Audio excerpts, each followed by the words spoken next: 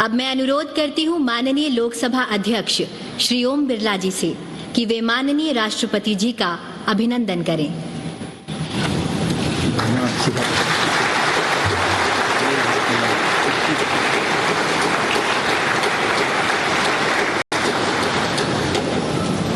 धन्यवाद मान्यवर। अब मैं आग्रह करती हूँ लोकसभा के माननीय अध्यक्ष श्री ओम बिरला जी से कि वे माननीय राष्ट्रपति जी के सम्मान में संसद सदस्यों की ओर से विदाई संदेश प्रस्तुत करें।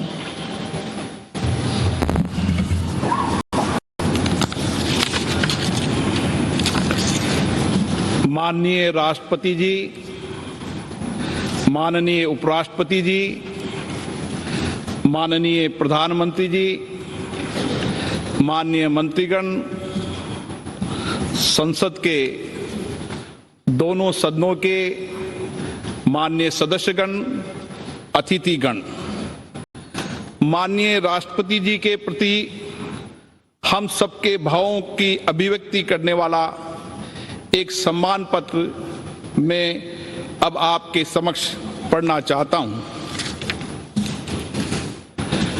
माननीय राष्ट्रपति महोदय श्री रामनाथ कोविंद जी भारत की संसद के दोनों सदनों के सदस्यों के लिए आज गर्व का अवसर है कि जब वे राष्ट्र की ओर से आपके प्रति कृतज्ञता, सम्मान, श्रद्धा और साधुवाद व्यक्त करने के लिए एकत्रित हुए हैं। भारत गणराज्य के राष्ट्रपति के रूप में 5 वर्ष के कार्यकाल के दौरान आपने इस सर्वोच्च पद की गरिमा और शालीनता को नव उत्कर्ष प्रदान किया है। इसके लिए हम सब हृदय से आपका आभार प्रकट करते हैं। महोदय, उत्तर प्रदेश के कानपुर जिले के एक छोटे से गांव परोग से भारत के राष्ट्रपति के शीर्ष पद तक पहुंचने की आपकी यात्रा हमारे लोकतंत्र की एक अद्भुत एवं प्रेरक उपलब्धि है।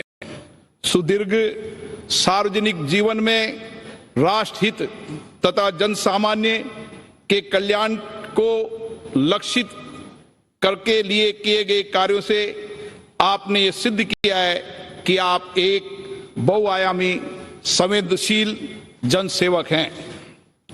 वर्ष 1971 में दिल्ली बार काउंसिल के एक अधिवक्ता के रूप में अपने करियर की शुरुआत करने के बाद आपने दिल्ली उच्च न्यायालय और भारत के उच्चतम न्यायालय में अपनी सेवाएं प्रदान करते हुए निर्धन और वंचित लोगों की पूरी समर्पण के साथ मदद की है। उसके उपरांत राज्यसभा के सदस्य के रूप में अपने 2 कार्यकालों के दौरान आपने संसदीय समिति के सदस्य के रूप में तथा राज्यसभा की आवास समिति के सभापति के पद पर रहते हुए देश को अपना महत्वपूर्ण योगदान दिया है। महोदय, आपका दृढ़ विश्वास है कि शिक्षा सशक्तिकरण का सर्वश्रेष्ठ साधन है। इसी भावना से संसद सदस्य के रूप में आपने ग्रामीण क्षेत्र में शिक्षा के प्रसार के साथ साथ उच्च शिक्षा के क्षेत्र में बुनियादी सुविधाएं उपलब्ध कराने और उनकी गुणवत्ता बढ़ाने पर बल दिया है।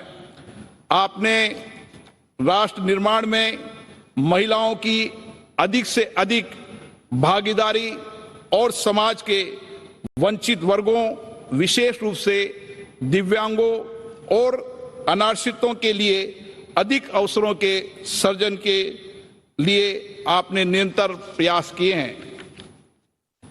जनहित के महत्वपूर्ण मुद्दों के लिए आपकी अटूट प्रतिबद्धता लोक सेवा के प्रति आपके समर्पण का प्रमाण है।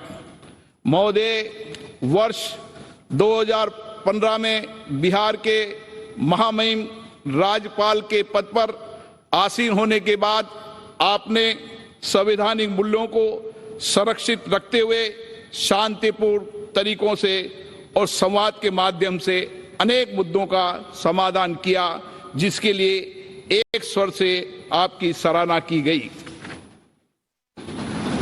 कुलाधिपति के रूप में अपने राज्य के विश्वविद्यालयों के क्रियाकलापों के सुधार के लिए निरंतर प्रयास किए गए। इसके अतिरिक्त आपने कुलपतियों की नियुक्ति में पारदर्शिता लाने एवं विश्वविद्यालयों के बेहतर विनियमन के लिए एक न्यायिक आयोग का भी गठन किया। महोदय, जब आपको वर्ष 2017 में भारत गणराज्य के 14वें राष्ट्रपति के रूप में भारत के राष्ट्राध्यक्ष का दायित्व मिला, तो आपने अपने पद की अपेक्षाओं एवं चुनौतियों को गरिमा एवं विनम्रता से स्वीकारते हुए पदभार को ग्रहण किया। आपके विनम्र स्वभाव तथा कार्यशैली ने हम सभी सांसदों के मन में एक विशिष्ट स्थान बनाया है। संसद में दिए गए आपके अभिभाषण, आपकी दूरदर्शिता देश के समक्ष उपस्थित राजनीतिक एवं सामाजिक विषयों की गहरी समझ एवं उनके समाधान हेतु आपकी स्पष्ट सोच को प्रदर्शित करते हैं। आपके अभिभाषण ने सभी दलों के लोगों को समान रूप से प्रेरित किया है और उनके दायित्वों के प्रति भी जागृत किया है। यही कारण है कि आपको सभी दलों के नेताओं का पूर्ण सहयोग मिला है तथा हम सब आपको संवैधानिक मूल्यों एवं आदर्शों के संरक्षक के रूप में देखते हैं।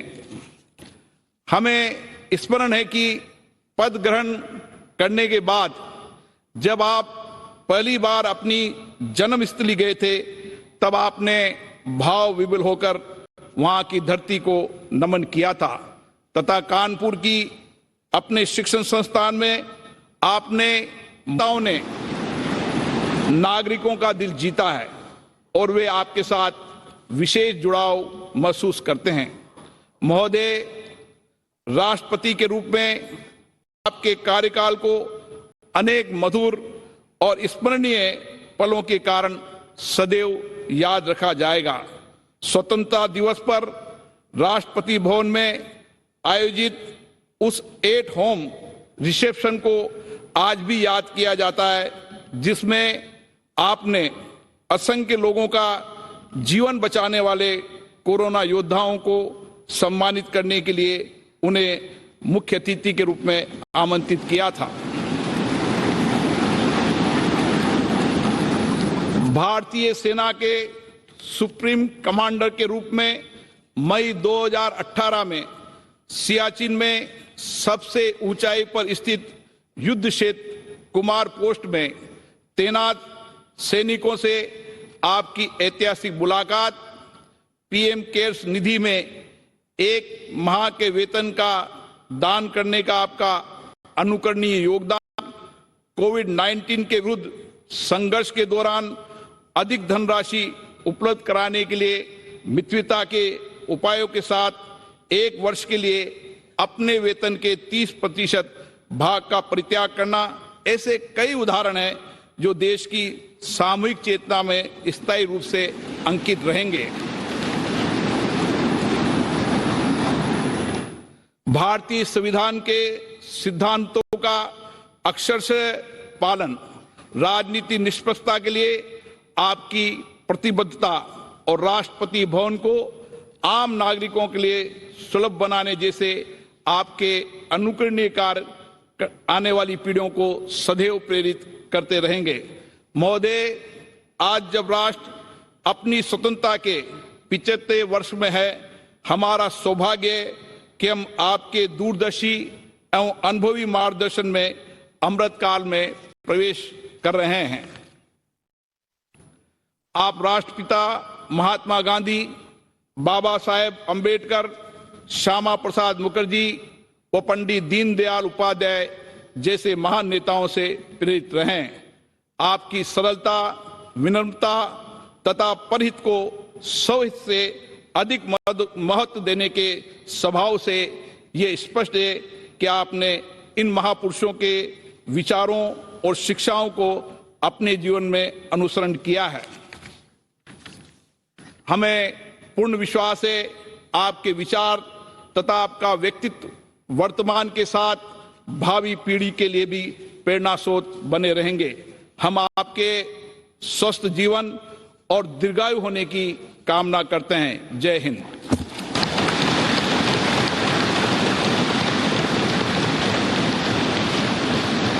धन्यवाद माननीय लोकसभा अध्यक्ष जी। अब मैं आपसे अनुरोध करती हूं कि आप माननीय राष्ट्रपति जी को विदाई संदेश भेंट करें।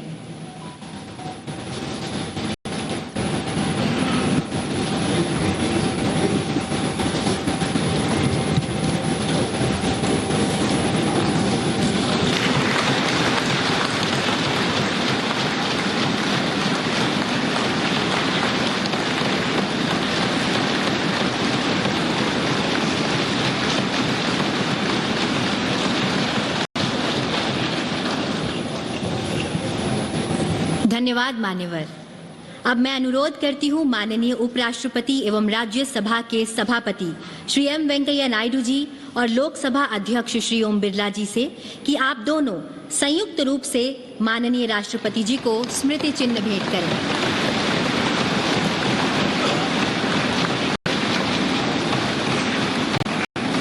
अब आप दोनों से अनुरोध है कि आप माननीय राष्ट्रपति जी को हस्ताक्षर पुस्तिका भेंट करें।